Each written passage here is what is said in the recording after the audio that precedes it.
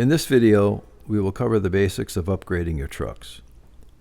For example, if you pick up an upgrade in the field, you'll need to return to the garage in order to install it.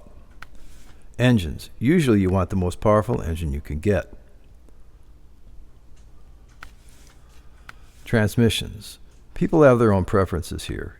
Generally, high range will provide a higher top speed, which is sometimes very useful.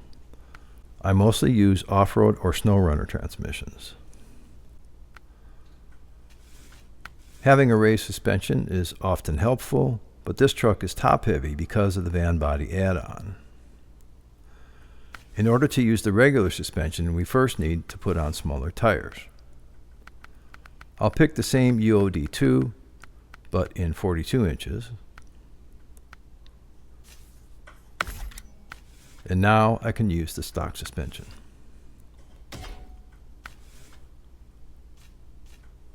Winches for large trucks, not Scouts. The advanced medium winch gives you longer winch length as well as more power. Differential lock is always advisable. It's demonstrated later in this video.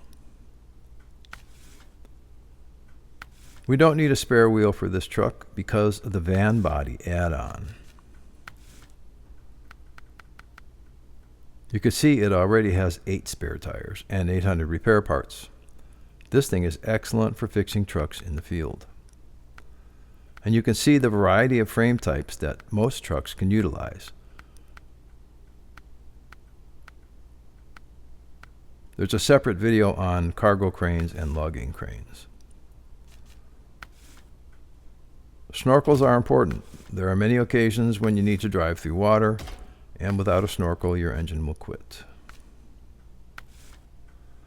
Different trucks have different options for the rooftop. I always get beacons when I can, because I guess they're neat. Different front bumpers can actually protect your truck from damage and collisions, but mostly I just pick one I like. Now, I'm not going to get the cabin protector, but this shows you that you can rotate the camera when outfitting your truck in the garage, so you can see what things look like. I like the flap cap exhaust. The cap actually moves realistically as you drive the truck. Rims are free. Everyone has their favorite colors. At the top, there is often a DLC color, but if you scroll to the bottom, you can usually find two-tone or other special colors. On the inside of the truck, there are lots of options for customizing the cab. The dice actually move while you're driving. I tend to like putting signs on doors. Since this is a service truck, I'll use this sign.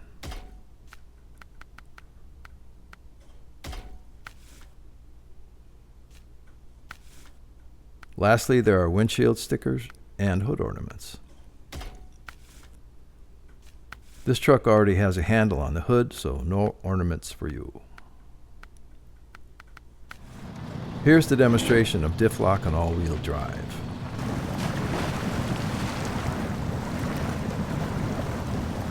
Here I'm shifting from low plus to regular low gear so the tires don't spin as much. In mud, it's better not to spin your tires because you get more traction.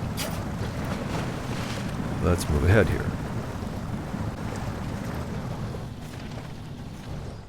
Now if we turn off diff lock, look at the difference. With diff lock, all drive wheels turn at the same speed. Without differential lock, wheels spin almost independently.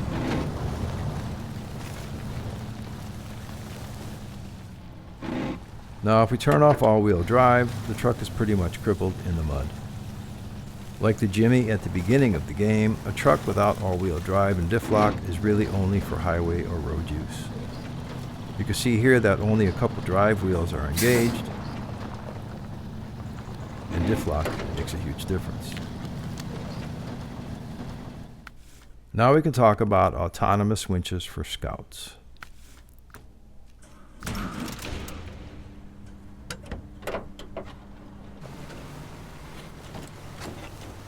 Imagine you're driving along in the bush.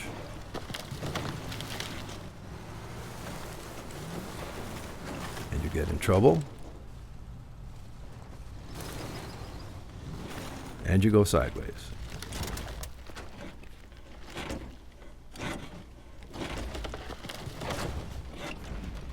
That's a good one.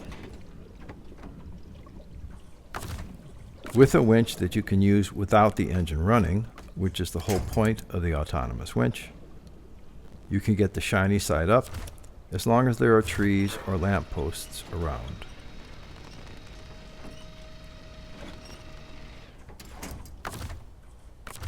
Sometimes it may take a few tries,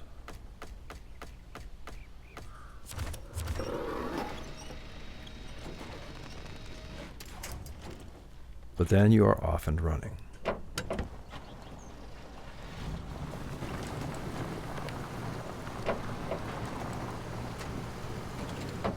Now here I am coasting in neutral with the engine off, just to show it's possible, but we're heading for the trailer store.